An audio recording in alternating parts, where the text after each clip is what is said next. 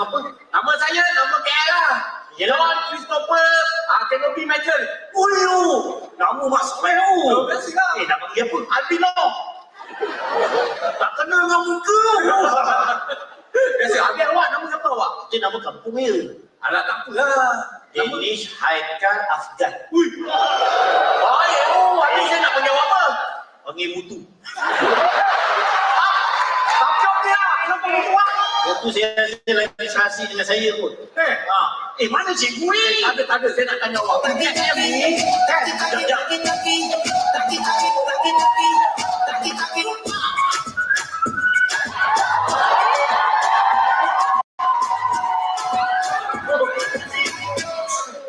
Wow, attention!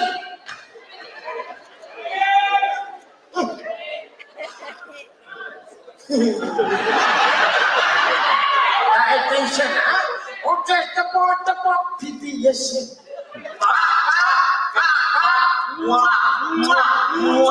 Perfect. Ingat moto PPS? Ingat. Apa moto PPS? PPSM, sentiasa berdarah.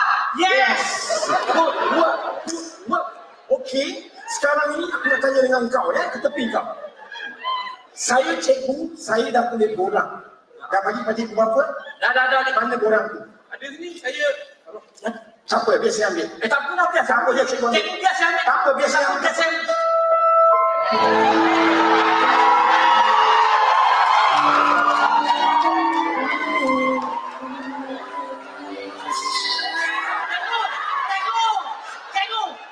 Asal cikgu tu? Apa cikgu ni? Alah, sikit-sikit lah ni. Saya tak kuat ni. Sorry. Cikgu, kenapa? Saya tak pernah anggap benda tu tak wujud tadi. Awak ada borang? Ada juga. Ada borang awak? Oh, kau jatuh tu.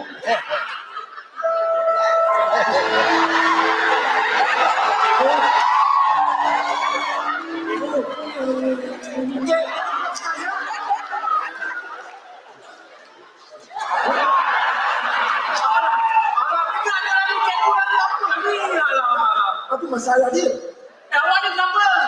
Tak apalah, anggap macam tak ada rezeki lah. Hei, sini, korang sini. Ini camping jati diri. Aku nak tanya dengan kau. Sini kau berdua sini. Okey, sekarang ni simple. Kalau engkau bertembung dengan rimau dalam hutan, kau buat apa? Saya buat muka garang. Muka garang, cuba buat. Wow, keras tenaga kau ya. Cikgu kalau tak payahlah buat tegang kan. Cakap boleh kan, jangan tegang. Kalau bertemu dengan limau kat dalam hutan ni, Saya lari cikgu. kalau limau tu lari, Saya panjat pokok. kalau limau tu panjat pokok, Saya terjun pokok. kalau dia terjun pokok, Saya masuk sungai. kalau dia masuk sungai, Tak, cikgu ni belah rimau kan belah saya. jawab penampar kau ni ya. Okey, siapa nak tanya dengan kau? Kalau camping bawa barang makanan, Bawa. kau bawa apa? Bawa cikgu. Macam-macam ada. Ada saji, ada bubuk, ada biskuit. Barang kau dirampas, apa dah benci tu, kau pun benci. Ikan jati diri, tak payah bawa barang makan, kena survivor. Kau bawa apa dalam makan ni? Saya bawa roti dia ni, tak cukup. Tak cukup kan? Saya macam lebih, kau ada tenaga macam kau. Kau tak boleh tak? Tak risau. Cikgu ada bawa makanan lebih, kau bawa apa ni? Cikgu! Diam mengulang.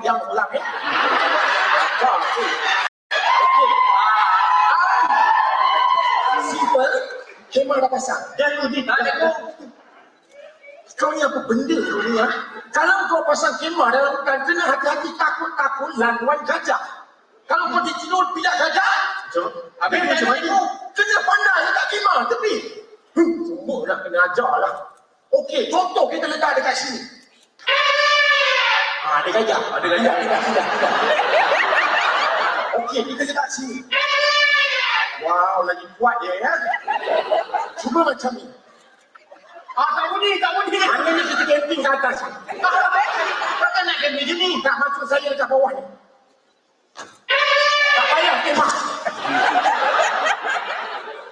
So, camping kita dibatalkan, kita boleh balik.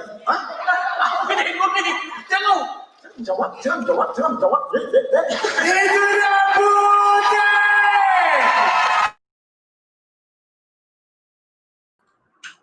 Assalamualaikum warahmatullahi wabarakatuh. Tuan-tuan dan puan-puan yang menyaksikan saya Cikgu Jumat dalam rancangan Cikgu Jumat Live Show. Apa khabar tuan-tuan dan puan pada Ramadan yang ke-13 kali ini?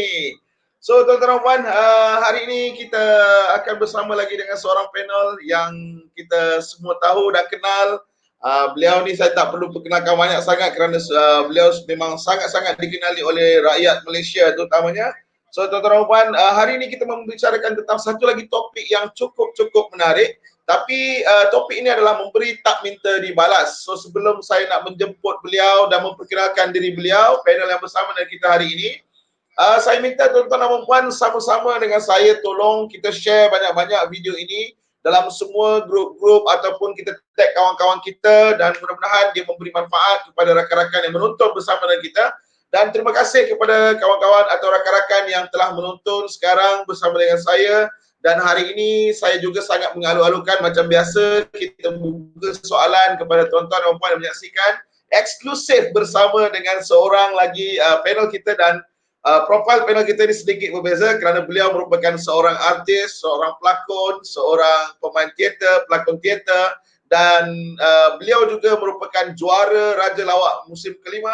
Dan beliau juga pernah menjadi juara Maharaja Lawak Mega 2019 bersama dengan kumpulan Putih. Dengan segala hormatnya, mari kita sambut dengan penuh kehangatan. Kita berikan tepukan gemuruh kepada Abang Man Maharaja Lawak. Silakan. Assalamualaikum. Assalamualaikum. Waalaikumsalam. Ya Allah bang, ceria je bang dalam bulan Ramadan bang. Saya rumah saya pun dah memang ceria dah. Masya Allah. Sihat ke bang? Sihat alhamdulillah. Okay. Terima kasih banyak bang. Saya ucapkan terima kasih banyak sebab sudi menerima jemputan saya bersama-sama dalam live talk show ni.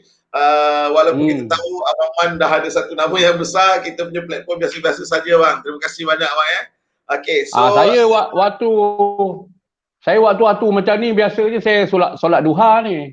Masya Allah. Masya Allah. So bang, hashtag dan dakwah bang, dan dakwah. Itu dia Abang Man. Okey Bang Man. Dalam keadaan kita ni sembang santai je bang ya. Kita sembang santai saja tentang memberi tak minta dibalas.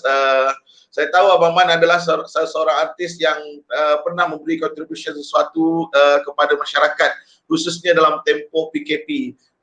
Dan ketika itu nama Abang Man disebut-sebut oleh semua orang, bahkan netizen dan juga golongan media sendiri kerana di masa-masa orang lain sedang sibuk menuding jari, kenapa kau tak buat ni, kenapa kau tak buat ni, artis-artis lain pun ada yang buat macam ni. Tiba-tiba Abang Man hadir,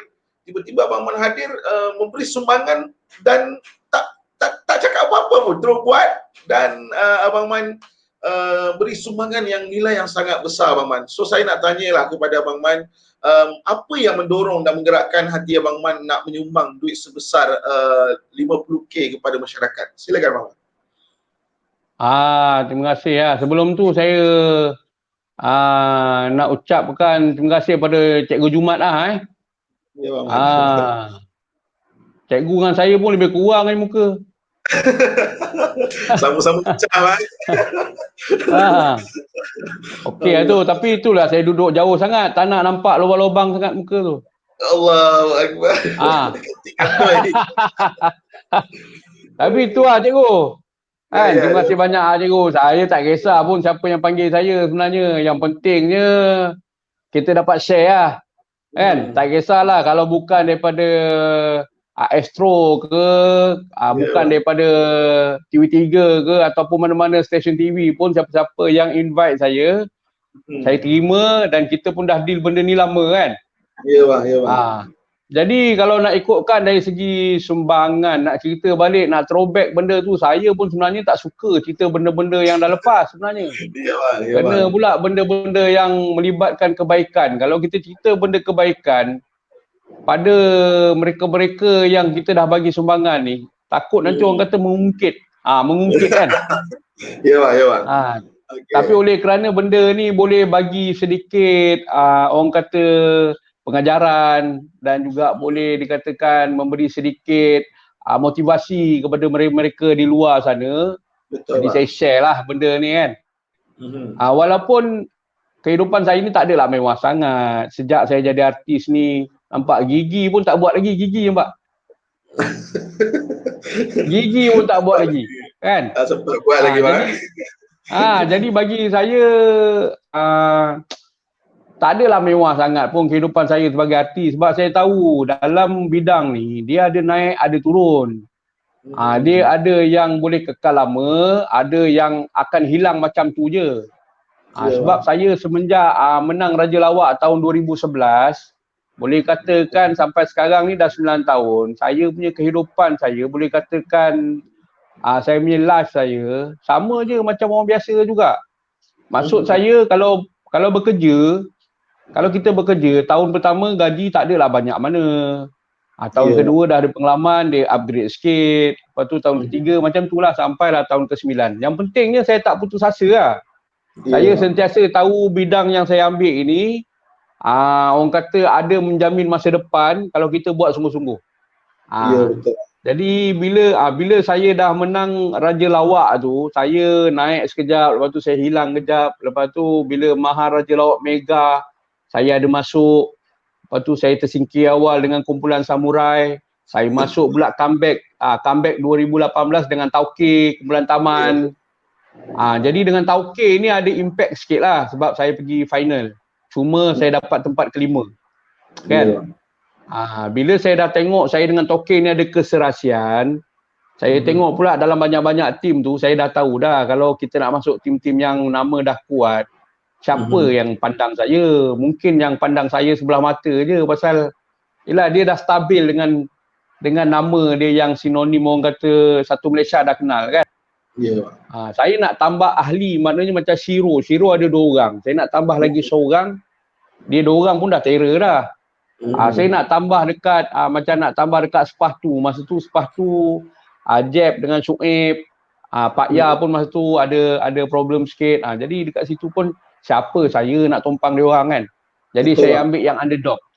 Jadi saya ambil yang underdog. Saya tengok Putih macam memang sebenarnya satu kumpulan yang terbaik.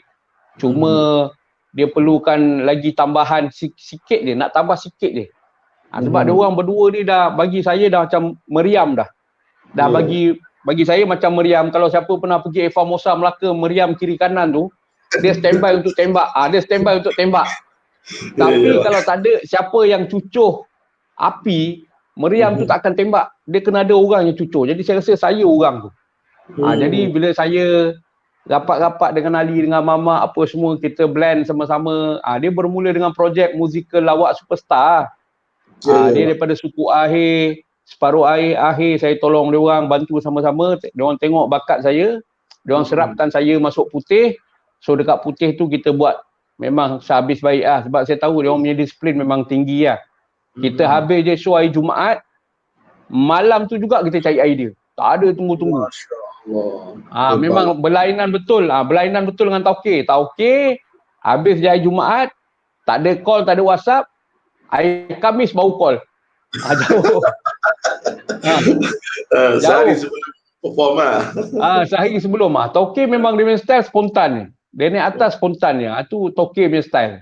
Kita masing-masing lah, cara masing-masing. Saya suka yang lebih preparation lah. Kan? Lepas menang Mahar Raja Lawak Mega, bulan 1, kan? Saya rasa sebenarnya saya siapa-siapa lah kalau yang pernah tengok saya punya video sebelum ni kat YouTube apa semua, saya duit ni nombor 2. Duit nombor 2. Saya ni maruah saya nombor 1.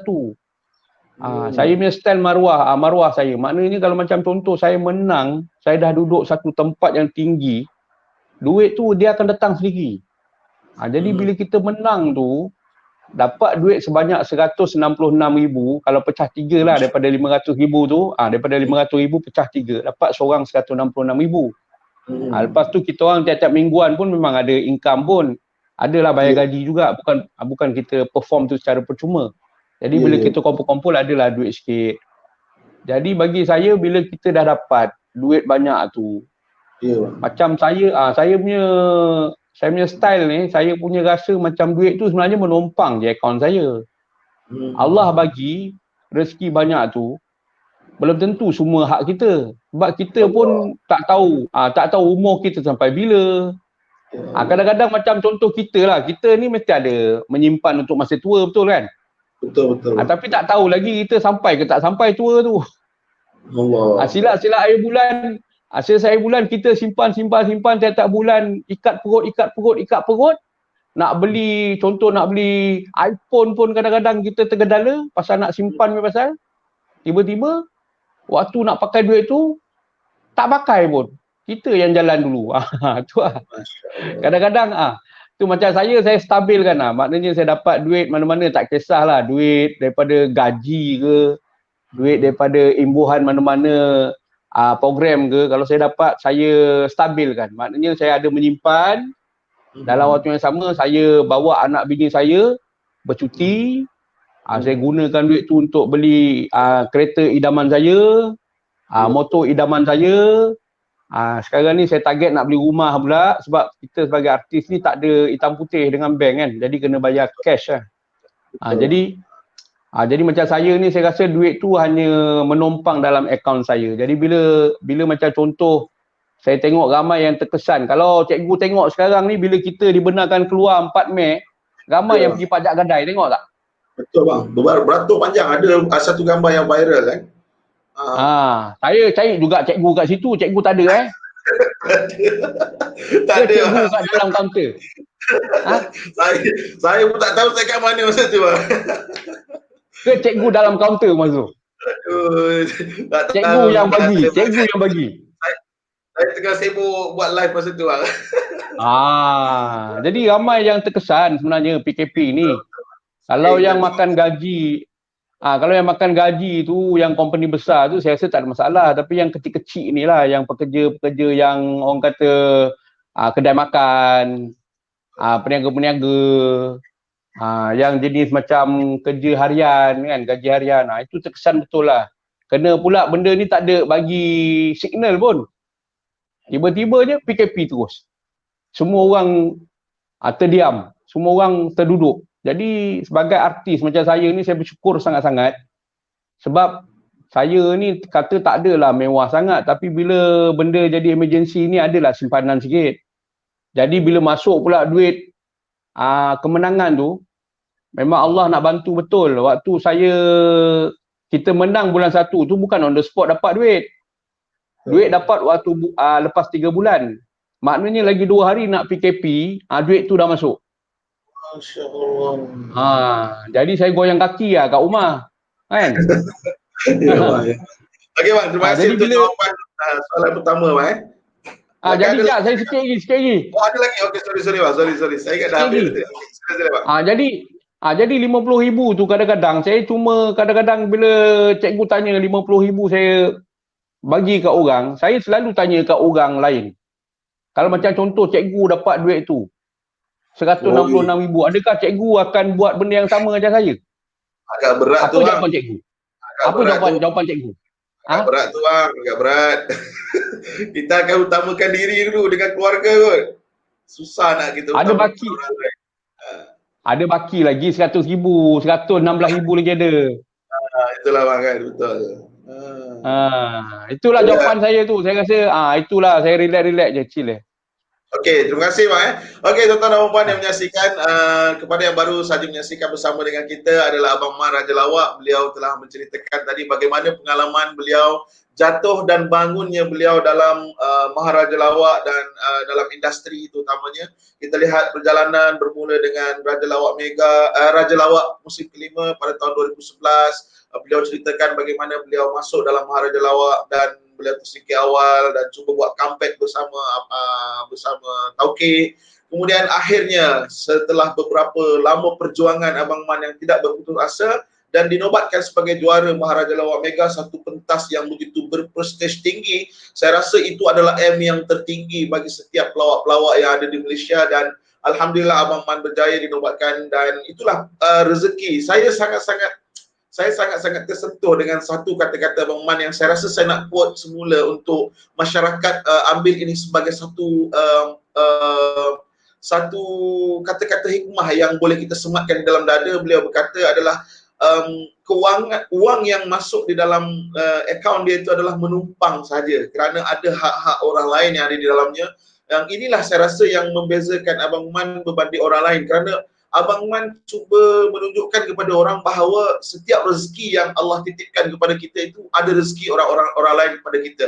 Dan itu yang Abang Man tunjukkan. Dan apabila Abang Man membuat bantuan, beliau sebutkan tadi Januari beliau dinobatkan juara, dan selepas 3 bulan barulah wang kemenangan 100,000 lebih itu dimasukkan dalam akaun beliau. Dan beliau sendiri decide nak sumbangkan 50,000, bukan sikit tuan-tuan dan puan, 50,000 kepada orang-orang yang memerlukan.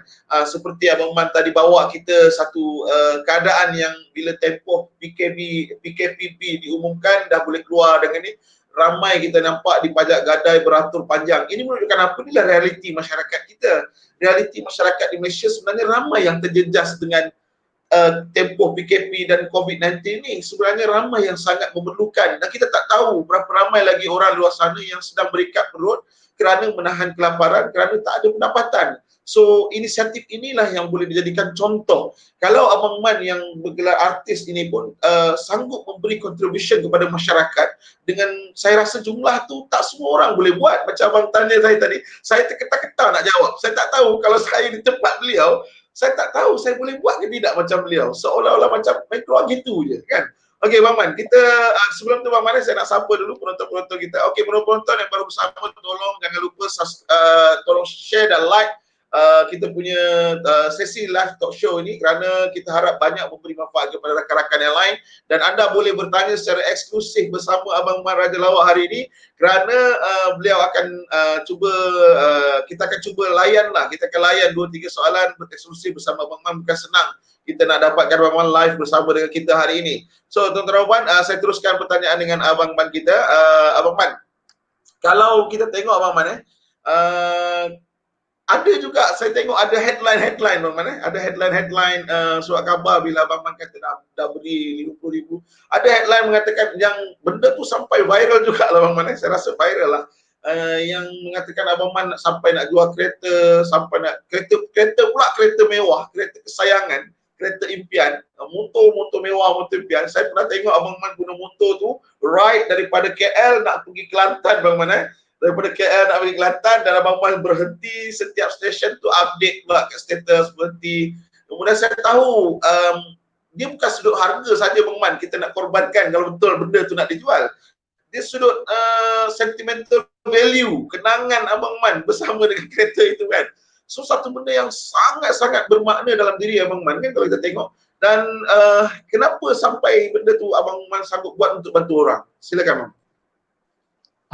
Saya bagus juga tu soalan tu. Siapa-siapa yang menonton sekarang ni, kita ucapkan terima kasih banyak-banyak. Selamat datang ke page Cikgu Jumat. Saya memang sibuk kalau kata lepas ni kalau nak borak-borak memang sibuk. Pasal saya pun banyak kain lagi belum cuci. Kan? Saya belum mop lantai. Belum mop lantai lagi. Apa lagi lipat kain. Banyak benda saya kena buat kat rumah ni. Kan? Isteri saya memasak apa semualah. Saya buat benda-benda tu lah. Kalau ada peluang, kita ambil peluang yang ada ni kan. Peluang dan ruang macam ni bukan selalu ada, betul cikgu Betul Bang, betul. Jadi nak cerita pasal ni lah, kenderaan mewah. Saya ni kalau cikgu tengok live saya kalau cikgu tengok dekat Facebook ke, dekat Instagram ke apa ke, saya ni jarang update benda-benda macam tu.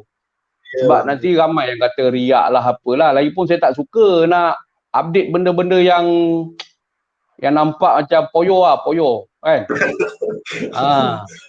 Macam naik motor Harley Davidson tu dah biasa cikgu. Orang yang tak ada duit pun boleh beli Harley Davidson sebenarnya. Harley Davidson dah murah. Kan? Kalau ambil cash pun baru dalam 35,000, 40,000 ambil cash. Kan? Dah boleh dah mampu dah orang. Lepas tu kereta Merc, saya ada kereta Merc 2 pintu. Kereta Merc tu pun sebelum ni pun saya pakai Hyundai, saya pakai Honda Jazz apa semua. Baru je ambil kereta tu sebenarnya. Jadi kalau katakan macam contoh saya nak jual dua-dua barang tu. Kalau kata ada sentimental value apa, saya punya live ni kadang-kadang bukan nak cakap apa lah cikgu. Tak ada benda pun sentimental value pun. Ya, Pak. Ah. Okey. Bagi saya macam kenangan, macam contoh ada orang tu sayang sangat kan. Macam contohlah orang kata mesin jahit arwah mak ke. Ya. Bila tengok mesin jahit tu, aduh terkenang ni sentimental value ni kita kena simpan letak kat ni. Itu mungkin kalau rumah besar boleh lah. Macam saya ni sentimental value ni macam dalam kepala lah, kedang kepala. Kalau macam kata barang-barang tu lain lah macam cikgu nampak. Cikgu dia punya green screen belakang je macam rumah Mak Saleh. Masya Allah. Green screen kan tuan? Nak hidupkan suasana je bang. Green screen. Saya punya lain. Saya punya lain. Itu agak kemelayuan ya bang. Itulah. Jadi macam saya pula bila tengok, yelah saya punya bajet 50,000 je cikgu sebenarnya. Saya nak bagi tahu dekat penonton-penonton yang sedang tengok ni, kalau boleh kita war-warkan, share kan lah. Saya rasa baru je dalam seminggu 2 ni saya dapat tenang sikit lah. Sebab selepas saya bagi 50,000 tu, saya viralkan 50,000 tu untuk bantuan. Bila duit tu dah habis pada 2 hari bulan April, dah habis dah sebenarnya duit tu. 2 hari bulan April duit tu dah habis. Jadi saya beranggapan bila duit tu dah habis, maknanya tak ada lah orang minta bantuan lagi. Boleh katakan selepas 2 April sampailah dalam 2 hari lepas lah, masih lagi ramai orang minta bantuan, masih lagi orang tanya tentang bantuan, masih lagi orang merayu nak minta bantuan. Sebenarnya saya ni, itulah, saya bukan nak salahkan sesiapa, tapi saya ni macam ni lah saya ni tak ada kerja lain, ataupun saya ni tak ada bisnes lain selain daripada bidang ni. Maknanya saya melawak ni lah saya punya income. Kalau ada show, kalau ada orang panggil untuk buat jadi moderator program agama, kalau orang panggil saya untuk jadi MC, berlakon, ataupun tak kisahlah program TV, Astro ke, baru saya ada income. Jadi saya bukanlah macam Ustaz Abid Liu. Ustaz Abid Liu ni dia memang ahli perniagaan. Kan? Lepas tu Ustaz Abid Liu pula ada satu badan kebajikan. Jadi siapa-siapa boleh masukkan duit dalam tu. Di samping Ustaz Abid Liu sendiri pun memang dah kaya raya, dah jutawan. Ada pula sumbangan kebajikan. Jadi sesiapa boleh minta dekat dia, dia akan bantu. Macam saya ni. Bukannya saya ni kaya sangat pun. Jadi bila orang minta macam lepas daripada 50,000, saya pun sebenarnya macam serba salah. Nak bagi, kalau satu orang 100, kalau satu hari dalam 20 orang dah 2,000. Kan besok 2,000, kan besok 2,000, mati lah kan. Jadi saya reply cara sopan lah. Saya kata minta maaf, bantuan telah tutup pada 2 hari bulan April, jadi saya tak boleh bantu, minta maaf saya cakap. Tapi kalau ada keadaan-keadaan yang betul-betul memerlukan, saya bagi juga. Tapi yang mana-mana saya tengok macam tak munasabah tu, saya tak berapa sangat lah saya bagi jawapan minta maaf je lah kan. Jadi kalau ikutkan 50,000 tu tak cukup cikgu kalau nak bagi pada rakyat Malaysia. Satu Malaysia kita nak bagi ni, kita nak bantu ni kan. 50,000 tak cukup. Jadi saya rasa waktu ketika tu, waktu PKP tu, tempoh dia tu panjang. Jadi saya rasa motor Harley Davidson saya tu pun bukannya selalu bergerak. Boleh katakan kalau ada riding kalau saya pergi mana-mana, itu pun kadang-kadang 2 minggu sekali. Kadang-kadang seminggu sekali, kadang-kadang sebulan sekali. Saya rasa daripada parking je, tak apalah, siapa nak jual lah motor tu. Kan? Siapa yang beli, saya dapat cash nanti, saya boleh kongsikan lagi duit tu. Daripada saya nak keluarkan duit yang saya dah ada tu, kita ambil je barang kita tu, jual, kita bagi ke orang. Kereta pun sama juga. Kereta pun jarang saya pakai sebenarnya. Jadi bagi saya tak kisahlah kita jual kereta Merc tu, kita pakai kereta kecil sikit. Kan? Kancil ke, Myvi ke. Yang pentingnya kita boleh bantu orang di waktu orang memerlukan. Kalau macam contoh kita ada duit banyak pun, kalau kita habis semua, bini pun marah. Kan? Abang ni tolong-tolong orang, kita pula sangkut. Dia tak nak macam tu kan. Jadi saya cakap dengan bini saya, tak apa. Duit yang kita bagi 50,000, motor dengan kereta tu kita jual, dia tak kacau duit simpanan. Jadi bila motor dengan tu dah jual, kereta jual, ada duit lebih, kita bantu lagi orang. Nanti bila kita dah lepas ni, ada rezeki Allah bagi, kita beli benda yang baru pula. Jadi kita refresh lah, maknanya motor boleh beli baru, kereta boleh beli baru. Yang penting waktu-waktu sekarang terdesak, kita bantu dulu orang. Bagi saya macam tu lah. Tak ada niat pun nak kata nak belagak ke, nak riak ke, tak ada. Tapi buat masa sekarang ni, saya nak bagi tahu info terkini, motor dengan kereta saya belum dijual lagi. So memang nak jual juga kan? Memang nak jual pasal mungkin pasal PKP ni ramai yang perlukan duit cash kot. Kan? Sebab motor saya tu harga dalam 55, saya nak jual dalam 35, 40 pun tak ada orang nak. Kalau saya nak jual kalau saya nak jual bawah daripada market tu kan rugi. Betul. Kereta pun sama juga. Jadi daripada saya jual bawah market, ada yang nak beli dalam 15,000. Buat apa saya jual 15,000, baik saya pakai. Betul.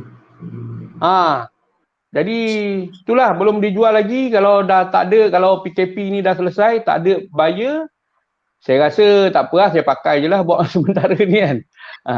Saya kata ada pembeli baru saya jual kan. Okey. Maksudnya abang lepas ni kalau tak dijual juga, maknanya abang akan ride lagi mana-mana trade ride kan. Saya layankan je lah mana-mana. Okey bang. Kan? Terima kasih bang. Okey, itu dia jawapan yang daripada Abang Man berkenaan bagaimana kisah kereta dan juga motor beliau yang juga menarik perhatian netizen dan juga media. Kalau ketika itu ramai yang tertanya-tanya kenapa Abang Man buat begini, adakah kehidupan, sebenarnya bukan kehidupan Abang Man tu menjadi concern dia, kerana kehidupan masyarakat tu menjadi concern dia. Seperti yang Abang Man sebut tadi, selepas beliau berikan 50,000, ada lagi orang PM. Sebab itulah realiti kita yang mana kita lihat ramai orang sangat memerlukan. Okey tuan-tuan dan puan yang menyaksikan kita live bersama dengan Abang Man, Raja Lawak Mega, Raja Lawak. Dalam topik memberi tak minta dibalas ini, tuan-tuan dan puan, ini adalah bulan Ramadan. Kita tahu bulan Ramadan ini adalah bulan yang sangat mulia, dilipat kali gandakan, dan mungkin topik ini akan memberi satu momentum ataupun satu inspirasi yang besar kepada rakan-rakan di luar sana yang mahu mungkin memberi, tapi ada rasa macam nanti dulu kan. Kalau saya imbau balik apa yang Abang Man cakap daripada awal tadi, kita simpan banyak-banyak pun kita tak tahu kita boleh pakai ke tidak semua kan. Maksudnya ajal maut tu kita tak tahu bila. Itu yang menjadikan saya macam tersentak sekejap dengan kata-kata Abang Man tu, bahawa sebenarnya apa yang kita ada ni adalah apa yang kita beri. Abang Man, saya nak bila saya teringat kisah Abang Man ni, saya teringat ada satu guru saya berpesan, Abang Man dia kata dalam hidup kita ni, nilai kita bukan apa yang kita ada, Abang Man. Dia kata hidup kita ni, nilai hidup kita bukan apa yang kita ada, tetapi nilai hidup kita ni apa yang kita beri, Abang Man. Itulah nilai hidup kita, kata guru saya. So bila kita nak sebut beri ni Bang Man, kadang-kadang beri ni di mulut senang, kita kata aku boleh beri, tapi bila nak buat, menterjemahkan kata-kata kepada perbuatan tu, tak semua orang boleh buat, macam saya sebutkan di awal tadi lah. Okey, so itulah bagaimana Abang Man boleh membuat sesuatu langkah yang cukup positif, yang saya rasa harus menjadi contoh kepada semua orang. So Bang Man, saya nak tanya lagi Bang Man pada soalan yang seterusnya Bang Man. Ada tak Abang Man masa Abang Man nak decide nak bagi wang sebanyak RM50,000 tu, ada tak Abang Man letakkan syarat ataupun peraturan ke siapa-siapa yang nak mohon tu, atau macam mana Bang Man? Silakan Bang. Dia sebelum nak jawab ni, nak cakap panjang lebar, minum dulu tak boleh? Abang Man, ini baru pukul 10 Bang Man, awal lagi. Oh ya. Sebab saya ingat lagi pesan nenek saya. Nenek saya kata kalau tak larat puasa sampai petang, minum sikit, alas perut. Boleh Abang Man. Itu nenek saya cakap. Kat TV lucu, kat live pun lucu Abang Man. Allahu Akbar. Saya sebenarnya macam ni saya sebenarnya saya ni kalau cikgu tengok live saya ni, macam saya punya kata-kata ni kadang-kadang saya pegang orang punya kata-kata juga. Saya banyak membaca, banyak selidik, banyak buat kajian. Macam mana cikgu buat kajian macam tu, saya buat kajian juga.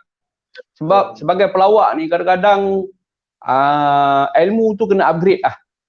Jadi kadang-kadang bila kita ni duduk dekat satu tempat pelawak, mungkin orang nampak kita pelawak. Kalau kita duduk dekat dalam satu pentas yang besar dengan ustaz-ustaz sebagai moderator, kita ada ilmu pun orang kata kita pelawak. Jadi dekat situ nak kata kepandaian, kecerdikan kita untuk bersama-sama dengan ustaz-ustaz yang nama-nama besar lah, macam Ustaz Azhar Idrus, Ustaz Kazim Ilyas, Ustaz Abdullah Khairi, nama-nama besar lah, Ustaz Don, lagi siapa lagi? Syamsul Debat. Saya pernah duduk sepentas dengan diorang. Jadi kepandaian, kecerdikan kita macam mana nak mainkan suasana. Dalam waktu yang sama kita buat lawak. Dalam waktu yang sama kita menghormati agama. Betul. Itu suka Itu yang kadang-kadang kita cabaran tu. Betul. Itu yang kadang-kadang kita kena belajar sesuatu dan kita kena upgrade. Kalau kita tak upgrade, kita akan di dalam orang kata satu zone selesa je lah. Kita tak akan keluar. Jadi saya punya live pula, saya rasa saya ni biarlah orang nak cakap apa.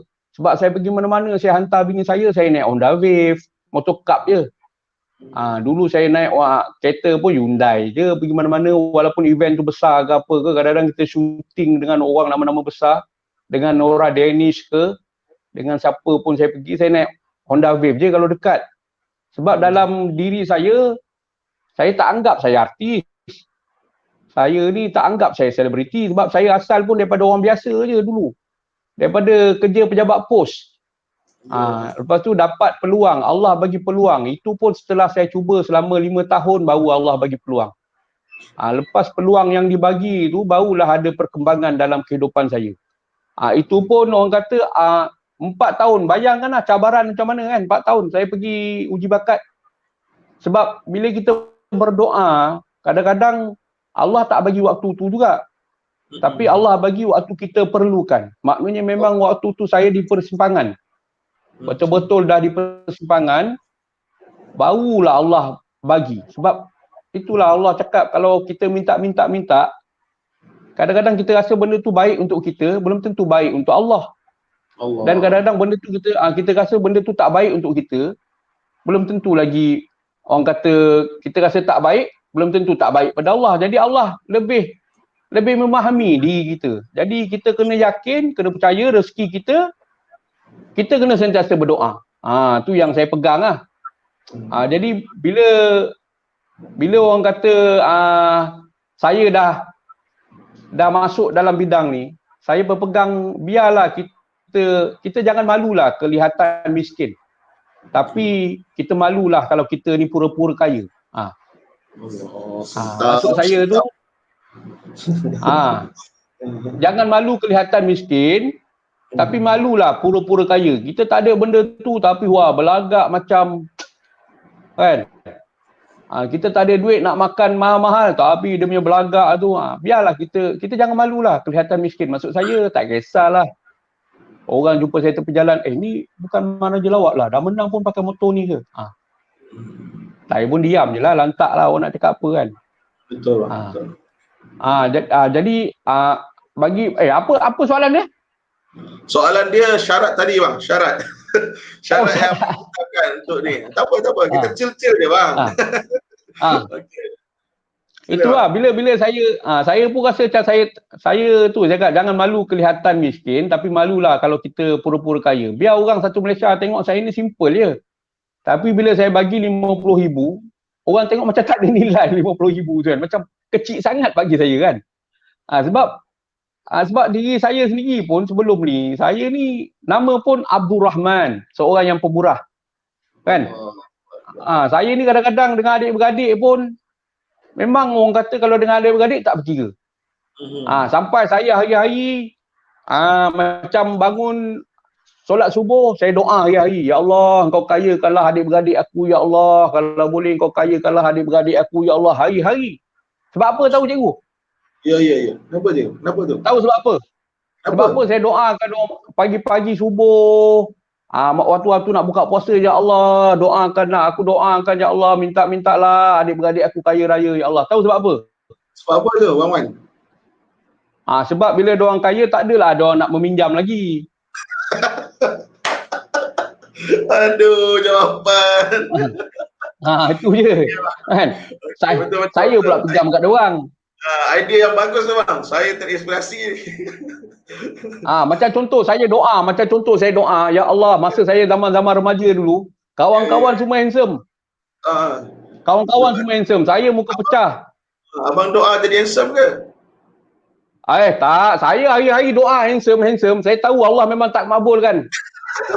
Jadi saya rasa daripada aku doa aku handsome, baik aku doa, ya Allah, kalau aku tak dapat handsome, kau burukkanlah kawan-kawan aku, ya Allah. Aduh, ya Allah. Ah, Boleh macam tu jadi saya rasa itu mungkin nak dapat. Sebab member-member saya sekarang pun muka pun saya lagi handsome sekarang. Masya Allah. Okay, Jadi kita nak doa benda yang tak mustahil lah yang kita nak capai, kan? Jadi bila saya bagi 50,000 tu pada orang-orang, syarat dia yang pertama ialah kena DM dekat Instagram, DM, direct message. Sebab saya nak tengok dia orang punya profile. Saya tak nak yang kalau macam contoh yang DM saya minta itu minta ini tapi dia punya Instagram dia tak public kan. Dia private, saya automatic saya reject. Sebab saya nak tengok dia punya live dia. Betul. Bukan semua yang minta ni golongan-golongan yang tak makan 5 hari, tak makan 6 hari, tak ada. Saya tahu yang minta-minta duit ni pun kadang-kadang yang pertengahan je. Yang kerja biasa-biasa, kerja kerani. Ada tu yang ada buat bisnes tapi drop sikit. Diorang bukan nak banyak pun, diorang ada yang minta dalam 500, 300, tak banyak. Kan? Yang minta bantuan ni. Jadi yang pertama syarat saya kena DM dekat Instagram. Tapi ada juga yang tiba-tiba masuk dekat WhatsApp. Bila saya bagi tahu saya nak bagi bantuan ni, tiba-tiba ada yang masuk dekat WhatsApp. Sedangkan nombor dekat WhatsApp tu saya dah delete awal-awal. Ada dia dapat daripada mana? Daripada mana saya tak tahu nombor WhatsApp saya tu. Dia orang WhatsApp banyak tau. Boleh katakan dalam satu hari tu dalam beribu-ribu 5,000, 6,000 WhatsApp saya tiba. Itu belum lagi DM lagi. DM direct message ada lah. Memang banyak Tapi itulah saya ni buat kerja ikhlas. Saya dah cakap saya akan ambil daripada DM saja. Jadi siapa yang WhatsApp walaupun dia merayu-rayu, walaupun dia macam tak putus asa, walaupun dia boleh katakan dah WhatsApp call, lepas call video call, lepas video call balik, lepas tu WhatsApp balik, walaupun macam tu saya tak layan pun, seorang pun saya tak bagi. Tak percaya tanyalah sesiapa yang pernah minta melalui WhatsApp, seorang pun tak dapat. Sebab saya dah pegang, saya kata syarat dia kena DM dan siapa-siapa yang DM bukan semua dapat. Siapa-siapa yang terpilih sahaja. Sebab saya dah bagi tahu dah dalam semi status, rezeki tak salah alamat. Jadi kalau benda tu rezeki anda lah dapat. Kalau bukanlah. Anggap dia tak ada rezeki. Patutlah hari tu saya DM, saya tak dapat kat WhatsApp bang. Memang takkan dapat lah. Kan? Jadi bila ada yang kadang-kadang, itulah saya cakap, ada orang kata kenapa tak pergi tengok je, pergi rumah-rumah, pergi beli beras keperluan, bagi dekat dia orang, banyak tu 50,000 tu kan, takut kena scam je kan.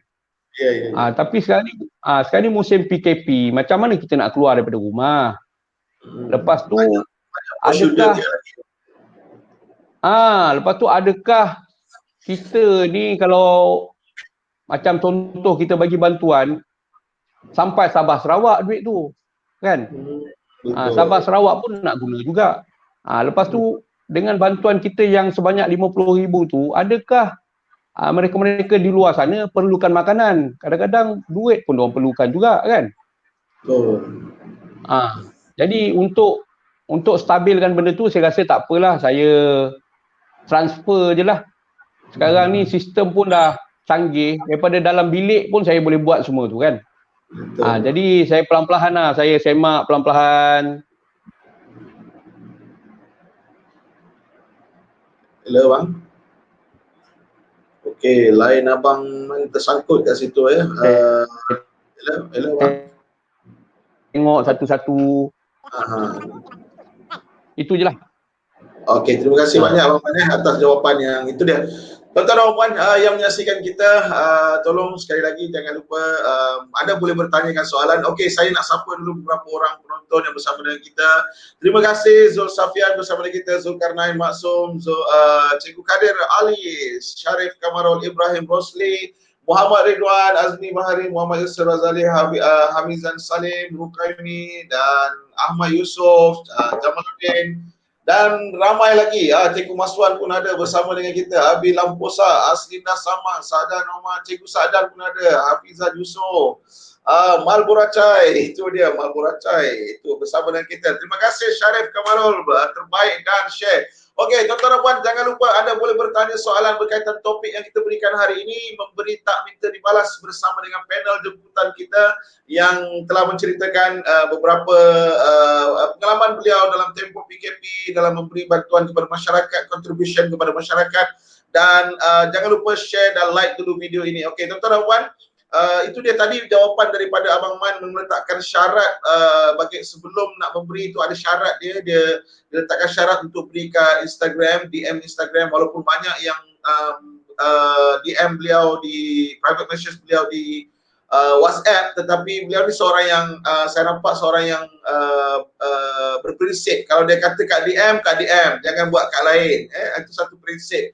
Maksudnya kalau dia dah tetapkan satu benda tu kat situlah kita kena nampak bahawa kita kena hormatilah, sebab beliau sendiri yang mengambil inisiatif benda tu. Dan saya tertarik dengan satu kata-kata beliau tadi. Beliau menceritakan pengalaman beliau yang pernah juga duduk di satu ketika di bawah. Sebab itulah beliau tak pernah meletakkan diri beliau sebagai artis ataupun selebriti. Walaupun kita semua tahu Man Raja Lawak ini tak mungkin tidak semua orang kenal bahawa beliau adalah seorang anak seni yang bergelar artis dan banyak memberikan kita tawa-tawa di televisyen yang banyak menghiburkan kita, tuan-tuan dan puan.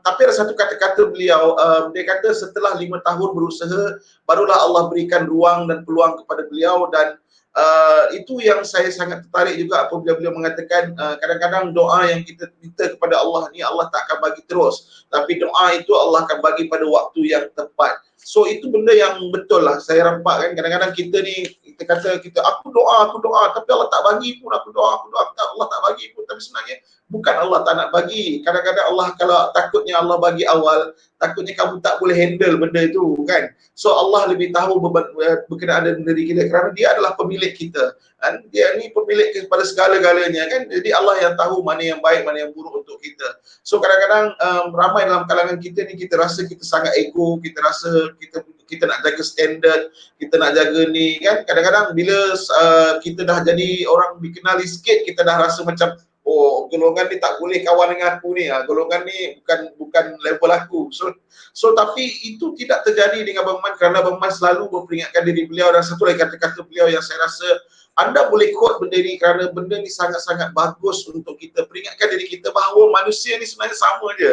Di sisi Allah tu manusia ni sama je. Yang membezakan adalah iman dan takwa kan. Tapi kata-kata Abang Man ini adalah dia kata jangan malu kelihatan miskin, tapi malu jika berpura-pura kaya. Masya Allah, sangat sentap dan deep dalam hati kan. Maknanya ada orang sebenarnya bukannya kaya sangat pun, tapi hanya berlagak-lagak macam kaya kan. Tapi ada orang dia pakai baju pagoda, relax je, baju pagoda putih kan, naik kapcai, tapi sebenarnya dalam akaun ratus-ratus ribu bro. Sebab tu kadang-kadang dalam hidup ni don't judge the book by its cover. Jangan tengok orang dari luaran kan. Kadang-kadang kita tak tahu siapa yang okey, siapa yang tak okey. So itu dia. Terima kasih kepada Abang Man dan saya nak teruskan lagi pada jawapan yang soalan yang seterusnya Abang Man. Ada tak Abang Man selepas orang PM tu kan, orang PM bila tak dapat pula, ada tak orang yang kecam ataupun marah ataupun macam-macam reaksi yang tak bagus kepada Abang Man masa tu? Silakan Abang Man. Saya ni sebelum jadi public figure ni, saya bekerja di kerani kaunter pejabat pos. Jadi bila saya bekerja di kerani kaunter pejabat pos, kita dah berhadapan dengan ramai orang. Pelbagai ragam manusia kita dah kenal dah. Kadang-kadang bila kita belum buka lagi pintu pejabat pos dah kena gegar. Kan? Kadang-kadang kita ni bila macam kaunter, kita waktu rehat. So bila waktu rehat orang ramai sikit, kita baru tunjuk muka je dekat luar, baru nak pergi makan, nak basuh tangan, baru tunjuk muka. You asal tak masuk ah? Orang ramai ni. Jadi kita pun macam malah time rehat. Jadi kita anggap macam diorang ni tak tahulah. Kan? Kalau kita anggap diorang ni tahu, diorang ni cerdik, diorang ni pandai, kita rasa marah. Kadang-kadang pen depan mata je pen tu. Tapi pasal diorang ni kita anggap macam diorang tak nampak kot. Itu pasal bila diorang tak nampak, baru kita, bang pen ada depan bang Tapi kalau kita anggap diorang nampak, you buta kah? Pen ada depan tak nampak kah? Buta kah? Tanya lagi kah? Dia jadi macam tu lah. Kan? Jadi bila kita anggap diorang tak tahu, jadi kita senang nak berurusan. Sama juga dengan mereka-mereka yang DM. Kita anggap yang yelah, diorang ni nak cepat. Kan? Diorang ni perlukan duit. Diorang nak cepat. Kadang-kadang anak-anak diorang, kadang-kadang ada yang diorang stres sebab anak belum makan. Kadang-kadang mungkin pasal anak dah lama sakit, mak ayah dalam sakit, isteri sakit, ayah sakit. Kadang-kadang tekanan hidup ni kita tak tahu sebab kita tak ada kat tempat diorang. Dan kita ni pun kadang-kadang bila kita dah buat benda macam ni, baru kita tahu sebenarnya orang Malaysia ni semua bukan orang senang. Betul. Ada yang masih lagi orang kata duduk dekat kampung, dalam masa sehari dua hari tak makan pun baru kita tahu. Tapi itulah, kita ni kadang-kadang nak ambil tahu semua pasal semua orang. Ada yang DM saya, bang kenapa abang buat macam ni bang? Kenapa abang kata syarat dia kena DM? Sedangkan orang-orang miskin tu jangan kata nak DM bang. Jangan kata nak kata Instagram bang. Handphone pun tak ada bang. Kan? Macam mana abang nak bagi bantuan? Tu saya cakap, kalau dia tak ada handphone takkan saya nak belikan pula. Kan? Dia kena usaha. Habis kalau dia kata dia ada handphone tapi dia ada Facebook je, dia tak ada Instagram. Habis kalau tak ada Instagram takkan saya nak downloadkan pula Instagram tu. Kan? Engkau nak, engkau buatlah. Lepas tu kalau dah ada ni bang, saya tak tahulah bang ni macam ni. Lepas tu bila macam contoh saya dah kata, tempat tu DM tu adalah tempat bantuan. Ada lagi yang masuk, bang betul ke bang abang bagi bantuan?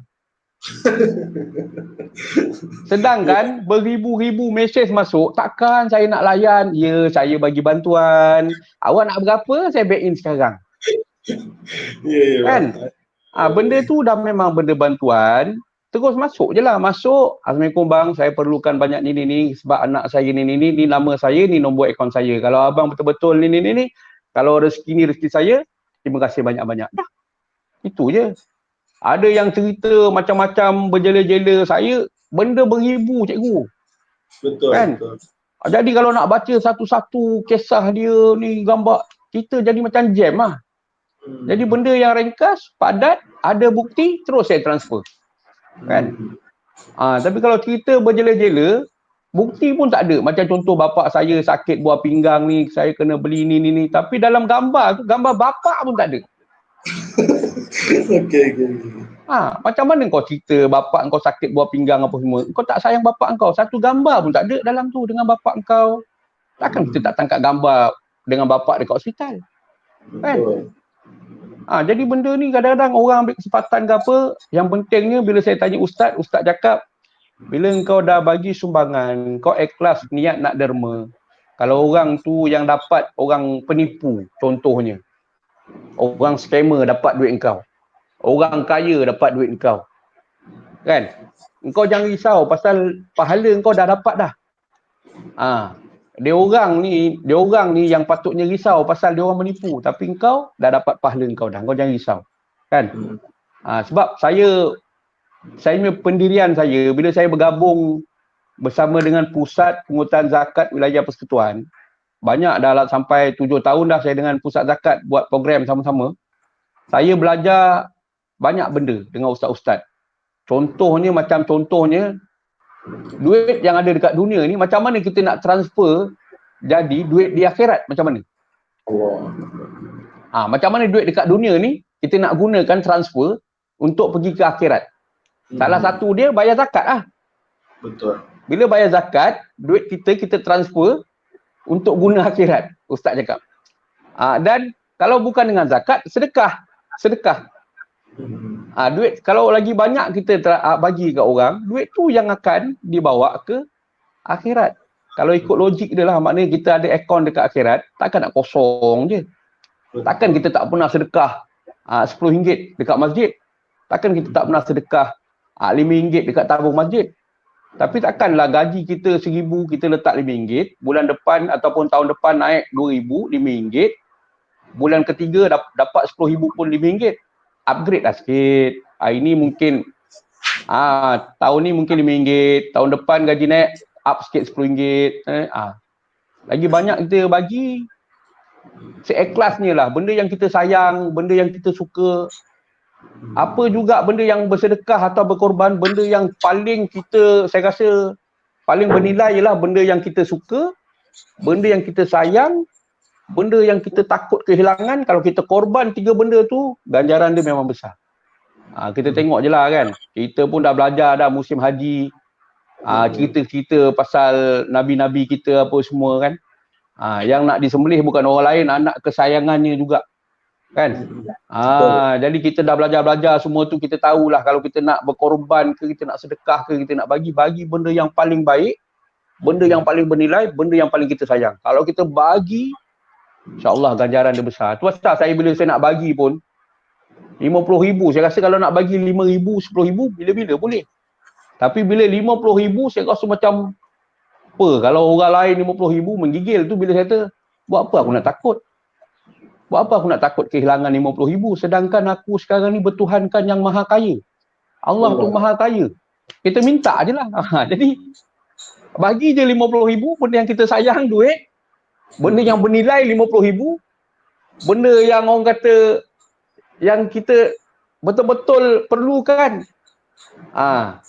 kita bagi dia. Jadi bagi saya, itulah syarat-syarat dia. Kita tak payah rasa macam terbeban sangat lah. Kalau hidup kita ni memang daripada dulu, daripada kecil kita ni, semua benda kita anggap benda tu macam relax, chill. Kita tak adalah orang kata ikut mood, bangun tidur ikut mood. Kalau mood tengah okey, cantik, boleh bergurau dengan adik-beradik, anak beranak, bini. Tapi mood kalau tak okey, siapa sentuh sikit, pelempang kan. Tak boleh macam tu. Tak boleh ikut mood. Saya memang daripada dulu, tak kisahlah daripada dulu, daripada mana-mana lah. Memang saya ni tak ada mood. Maknanya siapa-siapa pun boleh, jalan je lah. Okey tak okey ke apa ke, okey je.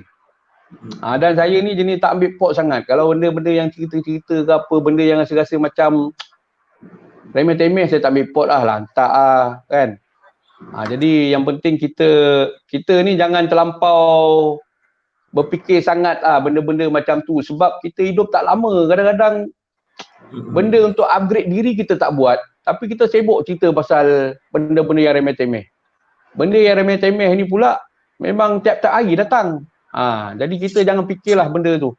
Kita fikir untuk majukan diri. Kita fikir macam mana kita nak hadapi. Dan satu lagi yang saya pegang lah. Bila saya borak-borak dengan ustaz apa semua yang saya pegang cikgu kan. Ramai yang kadang-kadang kata macam, yelah, kenapa aku ni tak ada orang bantu? Kenapa aku ni waktu susah tak ada orang datang? Kenapa waktu aku ni tak ada duit, tak ada kawan-kawan nak bagi pinjam? Sebab apa? Sebab kadang-kadang kita berpegang pada satu je. Macam mana orang nak bagi kau pinjam, sedangkan waktu kau ada duit, kau tak bagi orang pinjam duit kau?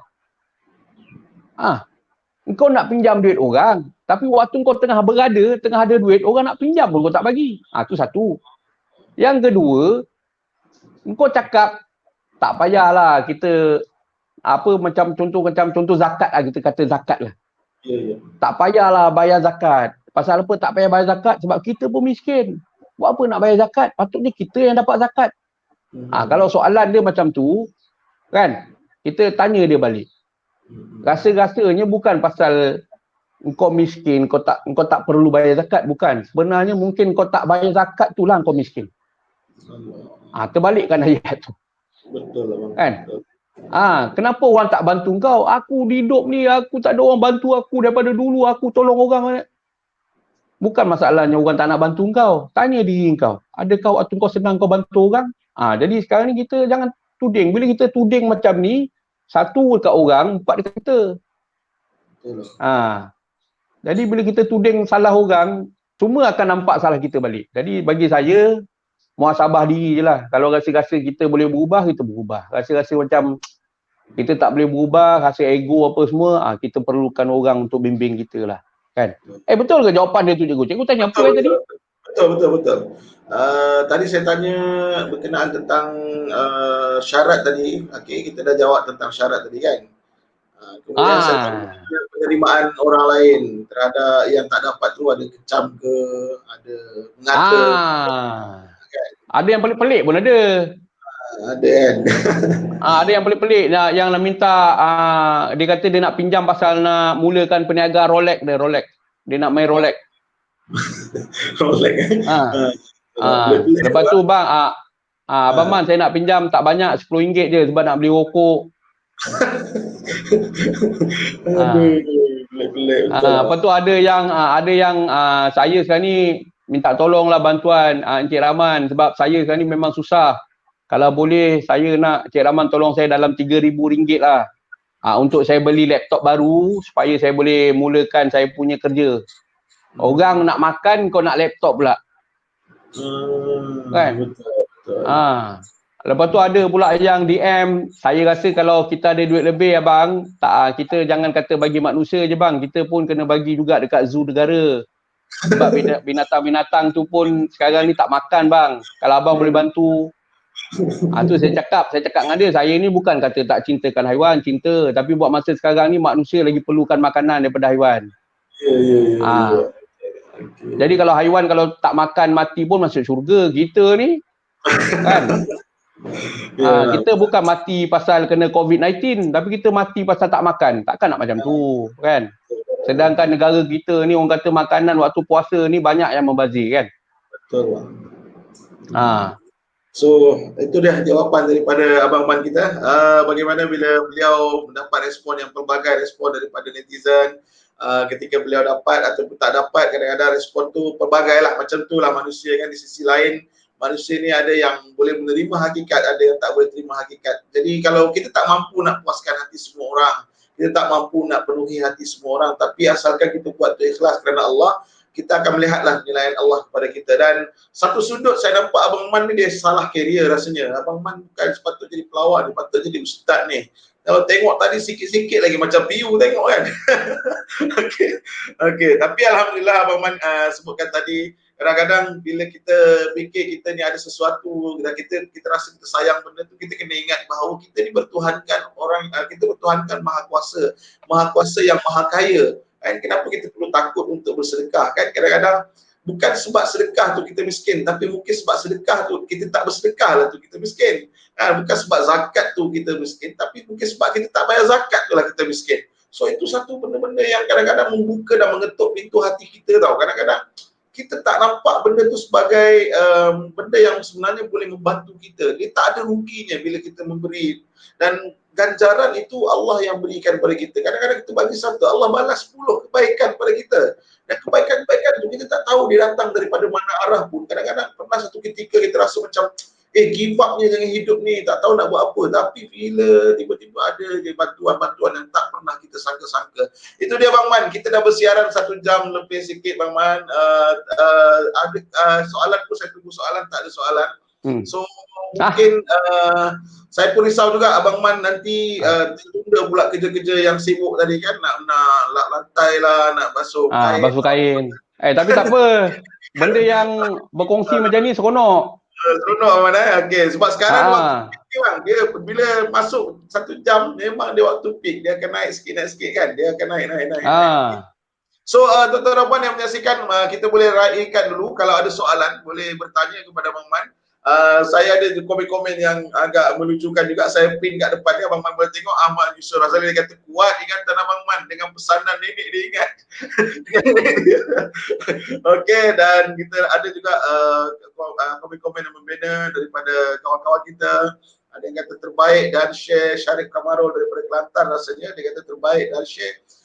Dan itulah dia, kita ramai penonton-penonton yang baru masuk. Okey, penonton-penonton yang baru masuk, kita bersama dengan Abang Man membincangkan topik memberi tak minta dibalas. Okey, Abang Man Raja Lawak merupakan satu figure ataupun artis tanah air yang tak perlu lagi saya perkenalkan. Itulah daripada perbualan bicara tadi, Abang Man menceritakan pengalaman beliau, seterusnya sampailah fasa beliau memberi sumbangan kepada masyarakat dan respon yang diberikan kepada daripada masyarakat. So Abang Man, saya nak tanya satu benda personally lah Abang Man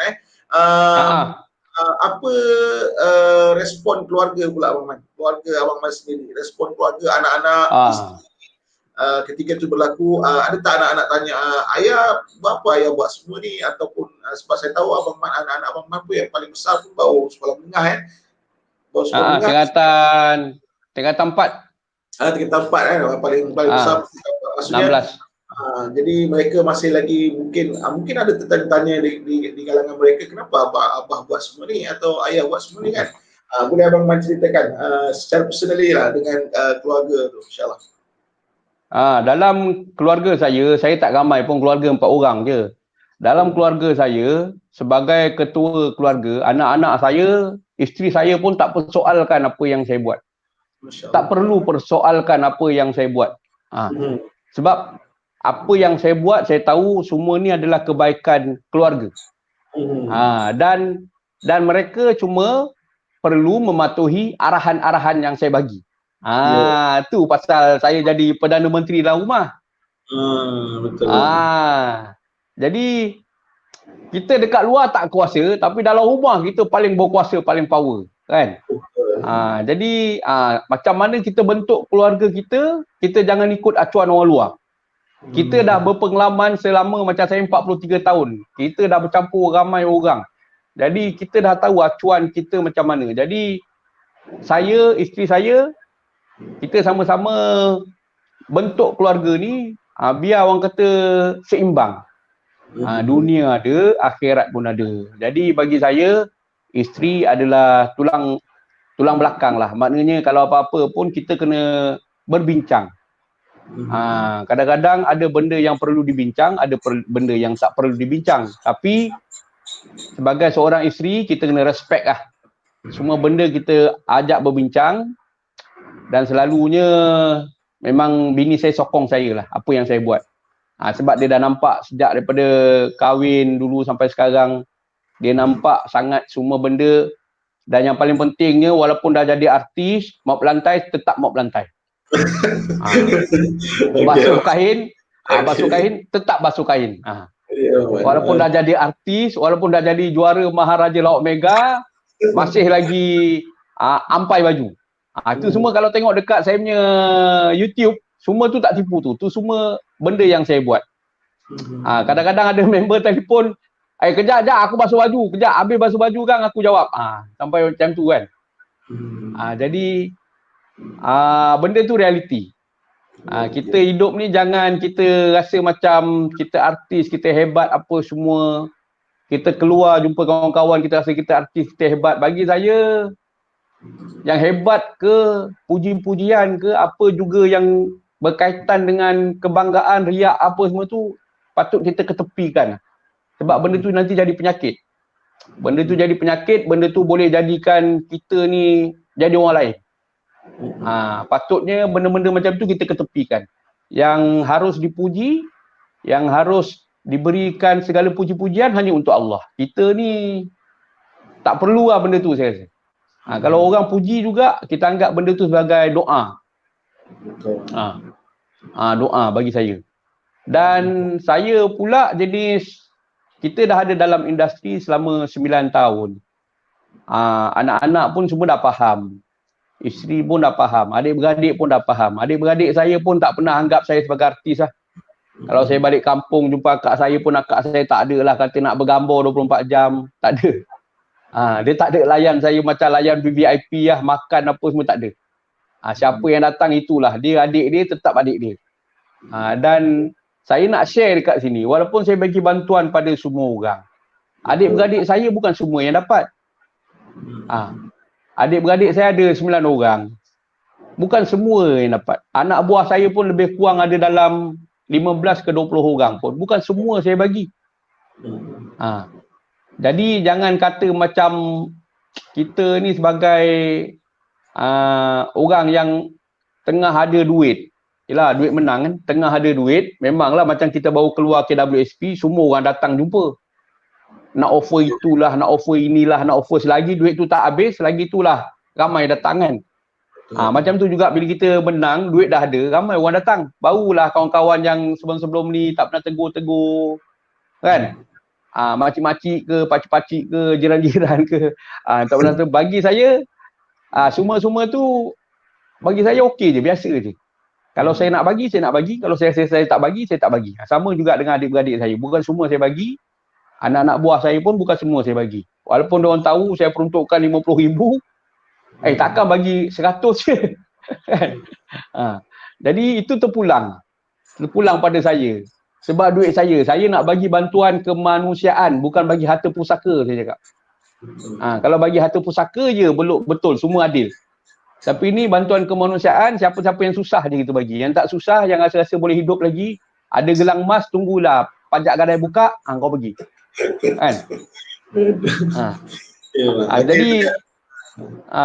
Jadi bagi saya itulah benda-benda yang anak pasal family ni daripada dulu sampai sekarang tak ada orang masuk campur lah dalam family saya.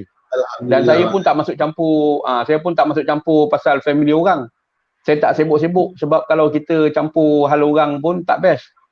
Jadi kalau kita balik kampung pun, macam contoh kita balik kampung pun, kalau kita upgrade lah diri kita, maksudnya macam kita upgrade diri kita. Manusia ni lebih kepada kebendaan kadang-kadang. Dia tengok kadang-kadang kita datang tahun ni bawa kereta ini, tahun ni bawa kereta ni, tahun ni bawa kereta ni, barulah ada perasaan nak bertegur siapa. Kan? Kalau dia rasa tu dah saya cakap, kadang-kadang kita ni biar jangan malu nampak miskin. Kan, tapi malulah kalau kita pura-pura kaya tu. Kadang-kadang saya relax je, kalau nak tegur, tak nak tegur pun saya dengan family saya pun tetap macam tu juga. Makan tak pernah miss, kadang-kadang belanja orang makan lagi adalah. Kita geng-geng motor, awak tahulah geng-geng motor kadang-kadang mana ada 2 biji 3 biji, kadang-kadang kita ride adalah pergi dalam 50 biji 40 biji kan. Tak ada dah kita macam contoh saya kalau nak belanja orang, saya tak cakap saya nak belanja. Walaupun ada 50 orang sekalipun, saya tak cakap saya nak belanja. Dah habis makan, saya pergi, saya bayar. Kalau saya cakap saya belanja, habis semua kepala gajah pun dia makan. Kan? Betul juga. Jadi bila saya nak belanja, saya tak cakap saya nak belanja. Saya diam je. Kalau saya nak belanja, saya belanja. 50 orang pun 50 orang lah. Padahal kalau kira-kira pun tak habis pun. 1,000, 2,000, 3,000 pun tak habis. Itulah prinsip saya macam itulah. Kan, kita biar nampak sempor, relax-relax, tapi sebenarnya kita ni tak berkira lah. Kawan-kawan pun sebenarnya banyak juga yang saya bantu, kawan-kawan yang susah-susah senang dengan saya, rakan-rakan artis Raja Lawak yang sama-sama dengan saya, ada juga yang jiran-jiran pun ada. Bantuan 50,000 tu bukan kata dekat orang luar je, adik-beradik pun termasuk.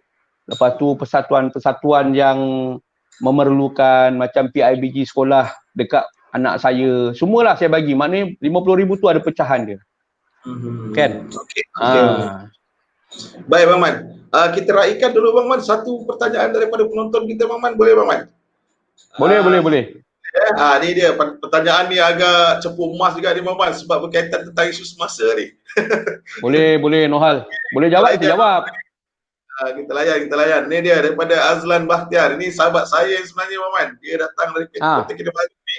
Dia kata, apa pandangan Abang Man tentang bantuan secara terang-terangan seperti yang Ustaz Ebit buat? Saya sebab dia segelintir yang tidak bersetuju dengan cara Ustaz Ebit. Silakan Bang Man. Bang Man ini keadaan semasa kan berlaku pertembungan dua ustaz kan. Benda ni sebenarnya secara pribadilah. Benda ni sebenarnya ramai ustaz dah bangkitkan dah perkara ni. Sebab dalam Islam pun kita buat terang-terangan pun dapat pahala. Kalau kita buat nyorok-nyorok pun dapat pahala. Kan? Dia yang penting niat sebenarnya, niat. Ustaz pun kata sebenarnya niat. Kalau kita buat terang-terangan macam contoh Ustaz Abid Liu pergi sana, pergi sini, pergi sana. Kalau macam dia contoh lah, saya bagi contoh benda simple lah. Kita fikir akal lah. Kita pasal fikir akal, jangan fikir pasal dalam dari segi tempat lain. Macam contoh dia pergi dekat baru-baru ni saya tengok dia pergi dekat rumah flat kot, Jinjang Utara ke mana entah. Dia ada pergi. Jadi dia kata dekat situ rumah situ ada orang miskin, ada orang sakit. Lepas tu lift tak berfungsi selama 2 tahun. Betul. Kalau kita tengok, kalau dia tak pergi, kita tahu ke keadaan dekat sana? Maknanya kalau dia pergi, baru kita tahu, oh rupanya lift kat sana. Keadaan orang-orang kat sana. Orang ni macam ni, orang ni macam ni. Ya Allah, baru kita tahu. Selama ni kita tak pernah alami benda tu. Kita tak tahu. Jadi bila dia buat benda macam tu, lagipun saya nak tanya, kalau dia pergi ke kampung ke apa, dia ada minta duit kita ke? Tak ada pun. Dia nak pergi sendiri, biarlah. Dia nak pergi sana, dia pakai duit minyak dia sendiri, kenderaan dia sendiri, dia upah orang sendiri, semua dia pakai sendiri. Jadi bila dia bagi bantuan, ada ke kita dah lah tak bagi tabung yang dia ada bagi sumbangan, ada tabung, ada nombor akaun. Kita dah lah tak bagi tabung tu. Kita pula blame dia nak buat baik pula. Kadang-kadang macam pening juga orang kita ni kan. Kita macam contohlah, macam contoh saya contohlah kalau saya dah bagi sumbangan. Bila saya bagi sumbangan, saya nampak Ustaz Abid Liu bergerak. Apa rasa perasaan saya? Oh, maknanya Ustaz Abid Liu ni memang buat kerja lah, baguslah dia. Jadi kita nak bagi pun, kita tengok Ustaz Abid Liu pergi sana, pergi sini, beli tu, beli ni. Kita rasa macam berbaloi kot kalau kita bagi duit. Jadi dia menggalakkan orang menderma. Kalau ada orang duit lebih-lebih kan, mana tahu kita nak menderma, lepas tu kita sedekahkan orang kata pahala tu pada mak ayah kita yang telah meninggal. Kita dermakan pelan-pelan, senyap-senyap, diam-diam. Kita back in kan 20,000, 30,000. Tapi benda tu kita diam-diam, tak cerita dengan orang. Tapi yang buat kerja siapa? Ustaz. Pahala dah dapat kat kita. Itu baru betul diam-diam. Yang Ustaz Abid Liu dia kena buat terang-terangan lah, sebab bila dia tunjuk-tunjuk benda tu, dia menggalakkan orang menderma. Walaupun kita letak dalam tu, contohlah kita back in. Kalau kita back in 20,000, kita letak nama. Kan? Abdul Rahman bin Kasim. Tapi kalau kita back in RM10, hamba Allah. Kan? Itu yang kadang-kadang pelik tu kadang-kadang. Jadi sekarang ni benda yang paling simple bagi saya, tak kisahlah orang tu buat terang-terangan ke, sembunyi-sembunyi ke, dia mesti ada alasan. Macam contoh saya buat terang-terangan sebab saya nak satu Malaysia tahu. Supaya orang Sabah Sarawak pun tahu. Jadi senang saya nak bagi bantuan tu. Kalau saya diam-diam je, baik saya bagi kat jiran je. Kan? Baik saya bagi dekat kejiranan saya je. Jadi kalau saya war-warkan, semua tahu. Jadi macam Ustaz Abid Liu pun kalau dia tak buat benda-benda macam tu secara terang-terangan, kita ingat macam orang Malaysia ni tak ada ustaz-ustaz yang baik, tak ada ustaz-ustaz yang berhati mulia.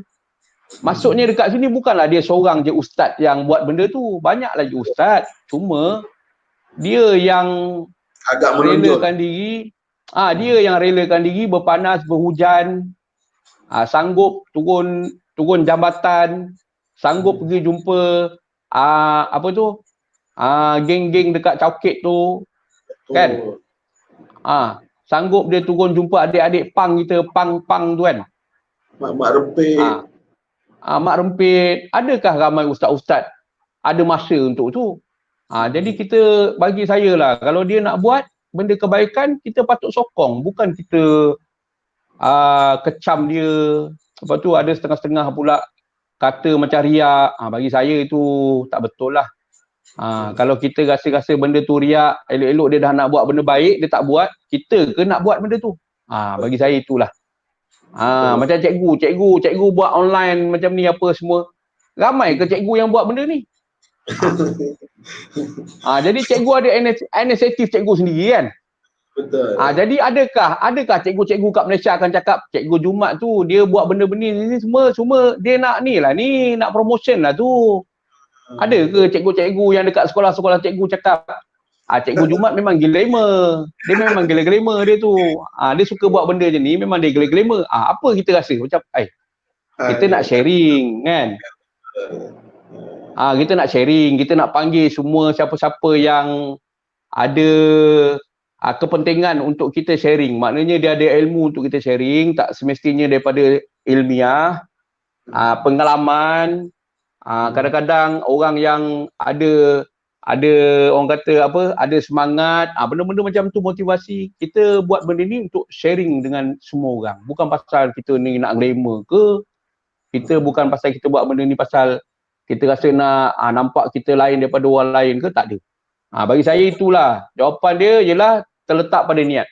Kalau kita rasa kita buat benda ni okey, lantaklah orang nak cakap apa pun, yang penting kita nak masuk syurga, kita tak lalu depan rumah dia. Betul. Alhamdulillah. Itu satu lagi penerangan yang padat dan ringkas daripada Abang Man. Mudah-mudahan dia memberi jawapan kepada Azlan tadi yang bertanya apa pandangan Abang Man. Saya lihat Abang Man satu pandangan dengan saya rasa kita harus menyokong Ustaz Emil Neo. Kadang-kadang benda niat ni benda dalam hati, itu urusan Ustaz dengan Allah kan. Kita tak tahu apa adalah hati dia. Yang penting apa yang Ustaz buat tu adalah satu benda yang sangat positif sebenarnya. Dan kalau kita tengok, tak semua orang mampu buat, tak semua orang sanggup buat dengan apa yang dia telah buat. So kita bagilah apa yang kita boleh buat. Macam Abang Mas sebut, saya buat live show ni. Sebenarnya kadang-kadang saya sebelum nak buat ni memang kadang-kadang saya fikir juga 2-3 kali, saya buat ni kan takut tak ada orang tengok, takut tak ada ni. Sebenarnya tujuan kita nak bagi orang ni lah, sebab asyik orang layan TikTok je Abang Man. Ya betul. Ya kan? Tapi benda-benda ilmiah dan benda-benda ilmu ni, benda-benda positif macam benda-benda macam ni, kadang-kadang orang kurang layan lah Abang Man. Lepas tu saya kata mesti cari satu platform supaya masa yang ada tu bukanlah untuk berhibur saja, tapi kita isi dengan benda-benda yang bermanfaat. Seperti perkongsian Abang Man hari ini. Kita tak tahu, mungkin ada orang yang dengar perkongsian ni, kita tak tahu Abang Man, kadang-kadang mana kebaikan, sisi kebaikan yang kita buat yang Allah pandang benda tu tinggi kan Abang Man. Kita tahu kisah bagaimana kalau orang yang susah kita berikan, umpamanya gini Abang Man, kalau kita letak sesudu garam di satu bekas kecil, air tu akan rasa macam masin sangat Bang Man, terasa sangat. Tapi kalau kita letakkan sudu garam di tempat yang besar, tak rasa pun garam tu Bang Man kan. Jadi kita betul. berilah kepada yang betul-betul memerlukan, walaupun sikit, tak banyak, sikit, apa saja yang kita boleh beri. Saya tak ada 50k, so saya tak boleh beri 50k, so saya boleh beri apa? Saya boleh beri live stream ni untuk sama-sama berkongsi. So kadang-kadang kita jaga posisi kita masing-masing, sebab dalam Islam pun kita jaga kedudukan kita. Apa yang kita ada kita beri. Jangan kita anggap hanya duit saja baru kita boleh beli, hanya material saja baru kita kata beri. So okey. So Abang Man, kita dah bersiaran 1 jam 22 minit bersama-sama dengan Abang Man. Terima kasih Abang Man. Sekali lagi saya nak jemput Abang Man untuk memberikan satu kata-kata akhir mungkin, dan harapan Abang Man kepada masyarakat yang menonton, khususnya rakyat Malaysia.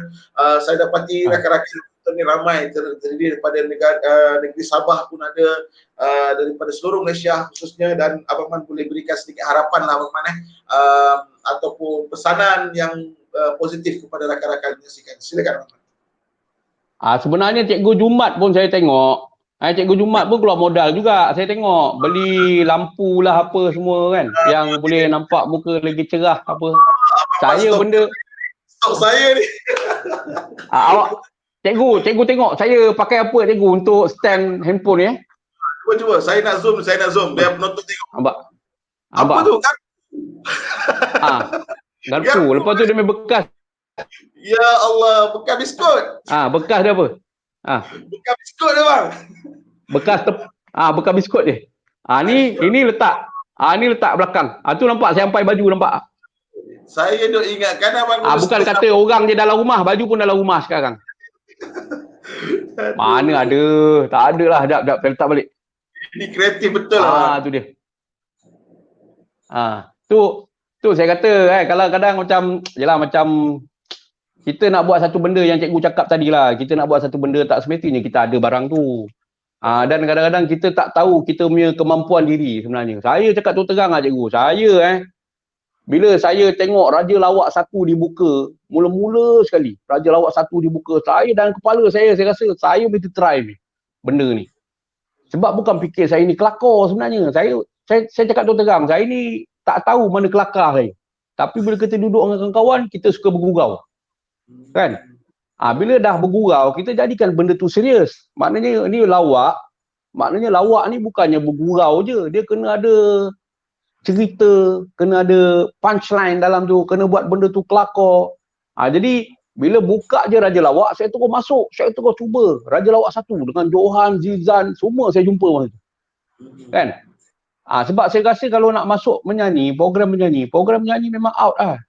Bayangkanlah dengan gigi tak ada macam ni, dengan muka macam ni, kalau suara power pun tak ada orang nak dengar. Kan? Jadi saya rasa nyanyi tolak tepi. Tapi bila lawak, cakap ini kena try. Tu yang saya cuba. 1, 2, 3, 4. Yang kelima baru sangkut. Lepas tu cuba pula Maharaja lah apa semua. Yang ni baru dapat juara cikgu.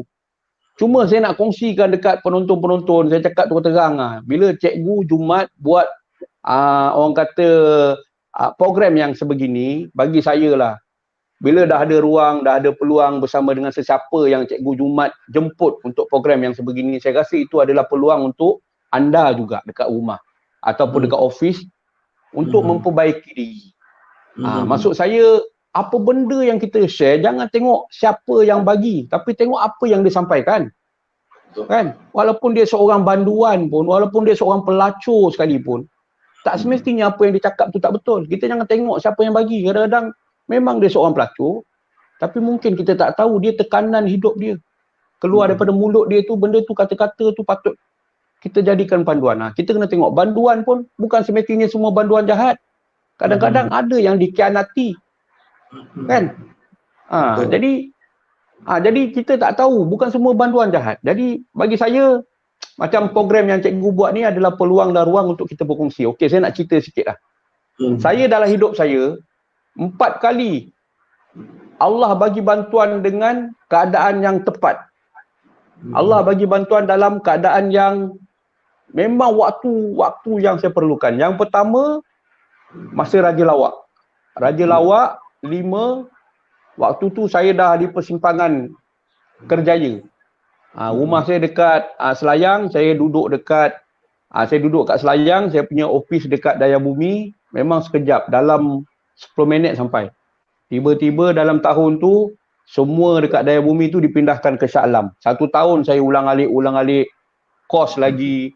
Lepas tu dengan orang kata keselamatan pula, lepas tu dengan masa pula, kalau naik motor pelan-pelan, saya bawa relax je. Hampir 1 jam lah orang kata. Pergi 1 jam, balik 1 jam. Sedangkan dulu 10 minit je. Pergi balik baru 20 minit. Jadi kalau bawa kereta, tol lagi, minyak lagi, jam lagi. Memang stres 1 tahun tu. Saya dah macam kena berhenti kerja juga ni. Kena kerja KL, terpaksalah buat 2 kerja. Sebab gaji waktu tu pun banyak juga. Saya bukan postman, saya penyelia operasi kanan. Kan? Saya bukan postman. Jadi saya dah di persimpangan dah, kan?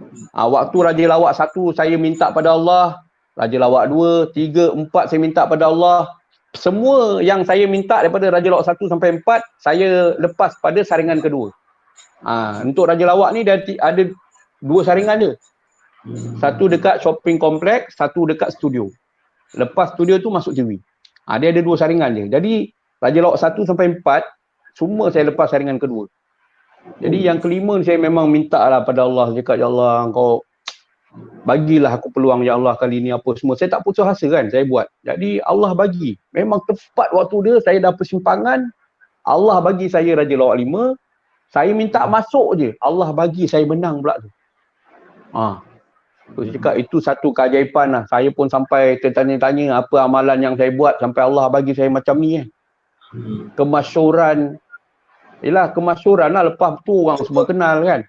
Dengan orang kata duit, dengan kerjaya baru yang saya idam-idamkan, tu satu. Yang kedua pula, waktu saya bawa motor Harley Davidson saya jam tengah-tengah jalan. Enjin dia mungkin ada problem, dia jam. Dia perlukan kos dalam 9,000 untuk buat. Memang saya ada duit simpanan, tapi cikgu bayangkanlah cikgu 9,000 dah boleh beli Y suku dah biji. Betul. Tambah sikit lagi. 9,000 nak baiki je. Lepas tu cakap apalah kan. Apalah nasib sampai 9,000 ni. Ialah motor Harley Davidson, bukannya motor cikai kan. Jadi saya pun Saya pun dah dalam, tak apalah kita keluar je lah duit. Baru je saya nak keluar duit, tiba-tiba abang saya call daripada kampung, dia kata duit tanah dah masuk, dia cakap. Saya kata, duit tanah? Bila masa kita ada tanah? Ni dulu kita cerita-cerita ni ada duit tanah dah masuk, Angah dah bank in dah. Terkejut saya. Kan? Saya ambil duit tu, saya bayar. Jadi duit akaun saya dekat bank tak payah keluarkan. Tu kedua. Bantuan. Yang ketiga PKP. PKP ni waktu orang semua tengah terdesak. Saya pun bukan banyak simpanan. Saya target kalau sebulan bolehlah jimat 5,000. Kalau kata sampai bulan 12, 6 bulan, 6 kali 5, 30,000. Habis simpanan apa semua kat situ je kan. Kalau 6 bulan lah, sebab itu hari planning pun 6 bulan. Jadi saya kata kalau sebulan 5,000, sebulan 5,000, kalau 6 bulan dah 30,000. Kalau saya ada simpanan 50,000 pun dah habis duit dekat situ kan. Sebab tak ada income daripada luar masuk kan. Tiba-tiba PKP ni, lagi 2 hari nak PKP, rezeki duit menang masuk. 166,000. Jadi saya tengah risau-risau pasal benda tu, Allah bagi pula bantuan. Jadi saya tak perlu risau, duduk rumah, goyang kaki, lena. Orang kata puasa pun tak ada nak risau, siap saya boleh bantu orang lagi. Tu 3. Dan yang terakhir, yang keempat, saya rasa bantuan Allah ni memang saya rasa memang semua kena pada diri saya. Sampai sekarang pun saya masih bersyukur. Waktu PKP ni, orang kenal saya. Sebelum-sebelum ni siapa Man Raja Lawak? Kan? Sebelum-sebelum ni. Sebut Man Raja Lawak, follower pun ada berapa je. Kalah dengan Amerika. Amerika pun 200 lebih follower. Saya baru 60 je, 60,000. Siapa Man Raja Lawak sebelum ni? Kan? Lepas dia menang Maha Raja Lawak Mega 2019, belum lagi kita tua satu Malaysia, belum lagi pusing satu Malaysia nak kaut untung, tiba-tiba PKP. Kan? Hikmah dia ada PKP. Selalu orang kata, alamak kita dah menang. Saya dah susun jadual sampai hujung tahun dah dengan Astro 3 semua. Dah susun dah dengan RTM, dengan Carnival sana, Carnival kalau kira-kira sebulan boleh pergi 40,000, 50,000. Tiba-tiba cancel semua tu cikgu. Terduduk lah. Allah. Lepas tu dengan duit ni teater korupsi Dewan Semandung tak dapat lagi. Itu kita buat satu sesi lain tu bang, bicarakan pasal tu. Itu 2 bulan punya, tunggu duit, tunggu tak jatuh lagi. Dengan itu tak dapat. Last kali kita orang dapat. Itulah. Kan, itu saya cakap. Orang tak kenal Man Raja Lawak, tiba-tiba PKP. Asbab tiba-tiba terniat nak derma, nak sumbang 50,000 je. Semua orang cari saya. Semua orang kenal. Satu Malaysia kenal. Siapa? Man ni rupanya ni. Tu saya cakap antara 4 ni Raja Lawak, motor saya, duit masuk waktu PKP dan nama saya orang kenal. 4 penyebab ni lah buat saya lagi kuat, lagi strong. Lagilah saya dulu, saya dah yakin dah dengan janji-janji Allah.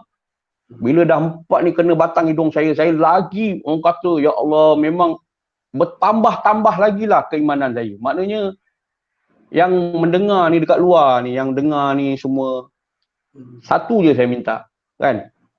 Jangan putus asa lah. Jangan putus asa pada Allah.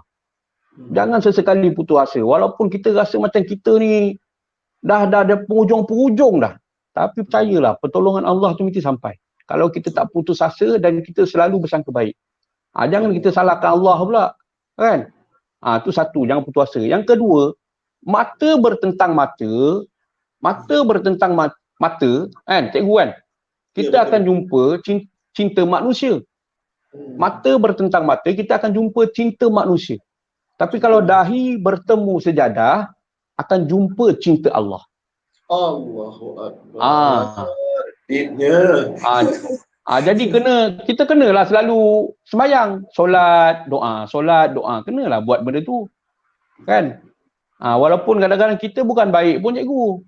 Tapi kita jangan lupalah kita punya tanggungjawab sebagai seorang Islam. Kan? Dan sentiasa bersabar. Saya punya cara saya sentiasa bersabarlah. Tak kisahlah apa orang buat pada saya ke, apa yang terjadi ke, kita dengar daripada siapa-siapa ke, sentiasa bersabar dan muhasabah diri.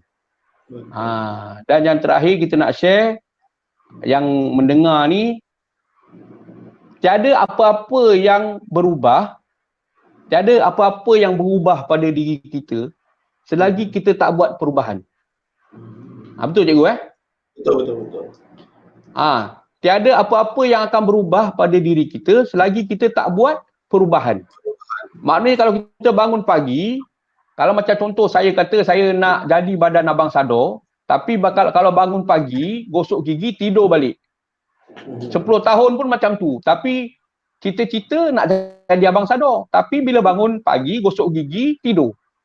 Bangun, gosok gigi, tidur. Bila nak jadi abang Sado? Jadi kita kena ada buat perubahan. Maknanya bangun, gosok gigi, siap-siap pergi gym.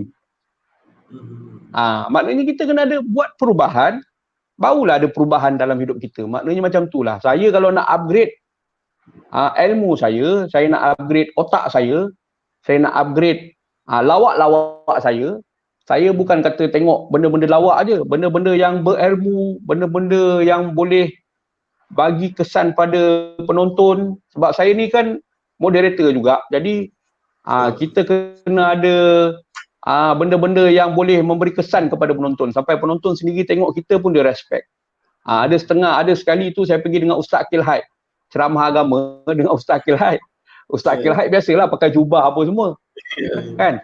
Saya pakai biasalah kemeja apa, topi apa semua. Siap ada orang tanya, asal tak pakai jubah?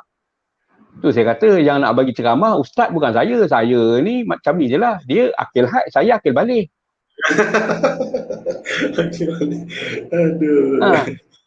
Jadi jangan tengok pada luaran. Tapi bila kita lepas cerita benda tu, borak dengan ustaz, semua penonton dia respect kat saya. Sebab dia tengok, wah bukan kosong lah. Maknanya kita duduk atas pentas tu kan. Kita dah study apa semua. Jadi nak jadi pelawak bagi saya, kalau orang nak kata pasal kerjaya pelawak ke kerjaya apa jenis kerjaya pun, sebagai cikgu pun saya tahu ramai pendidik yang tengok ni. Kan? Pendidik pun sebenarnya, ya Allah, dia punya cabaran dia, sabar je lah. Kan? Siap ada orang, cikgu ada tukar pula nama kan, dah tak tahan sangat dia tukar nama, sabar ya. Kenalah bersabar kan. Yang lelaki Sabarudin kan. Jadi dekat sini kita tu saya cakap kan, kita ni memang perlu upgrade diri. Pendidik-pendidik yang ada kat luar tu saya respect lah. Bukan senang kita nak didik anak bangsa kita. Kadang-kadang itulah semua yang kita didik itu kadang-kadang macam saya sendiri dulu masa sekolah rendah paling nakal dekat sekolah. Asyik kena rotan je. Lepas tu masa dekat sekolah menengah pun gangster cikgu kan. Asyik orang ajak bergaduh lah kan. Tapi kita tak tahu pula. Tiba-tiba di penghujung kita, orang tengok dulu punya gangster, jadi pelawak. Jadi pahlawak pula engkau ni. Kan? Jadi kita jangan tengok kita permulaan kita macam mana.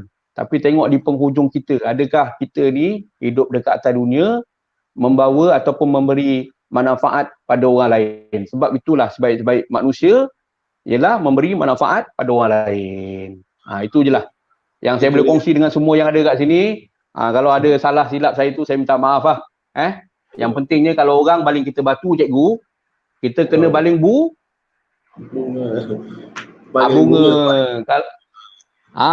Kalau orang baling kita batu, kita kena baling bunga. Tapi jangan lupa dengan pasu sekali cikgu. Kena lagi sekali. Terima kasih banyak Abang Man. Itu dia harapan dan penutup yang sangat-sangat baik daripada Abang Man. Terima kasih banyak Abang Man kerana secara jujurnya Abang Man masa saya approach Abang Man, isteri dan ayah saya terkejut bila kata Abang Man setuju nak join saya punya program. Dia kata ya ke? Betul ke artis nak join? Ya ke? Nak ke? Tapi alhamdulillah, itulah takdir Allah SWT.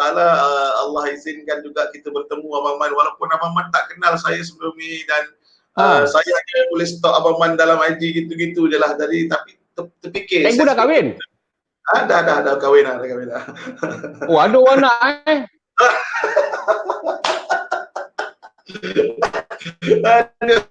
Bukan pecah ada orang nak. Semalam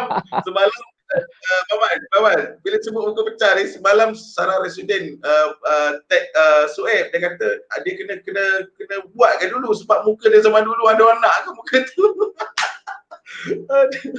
Aduh, lawak betul. Okey Maman, terima kasih Maman. Okey. Saya ucapkan terima kasih Maman. Saya tak tahu macam mana nak balas jasa Maman bersama-sama dengan kita semua hari ini berkongsi satu kebaikan kepada rakyat Malaysia yang menonton. Terima kasih banyak Maman dan semoga Allah memudahkan urusan Maman terus ni.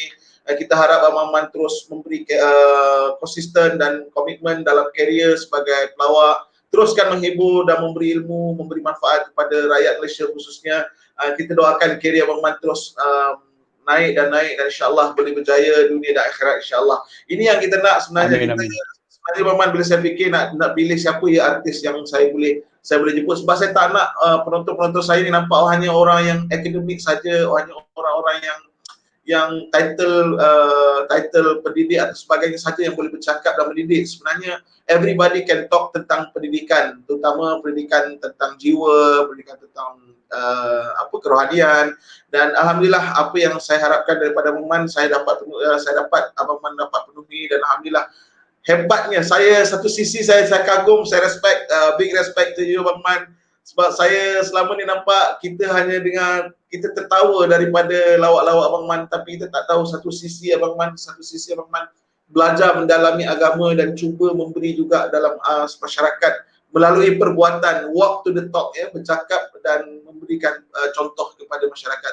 Terima kasih Abang Man, terima kasih. Saya sangat-sangat tak ada kata yang lebih besar saya boleh berikan. Terima kasih. Semoga Allah mudahkan urusan Abang Man insya-Allah.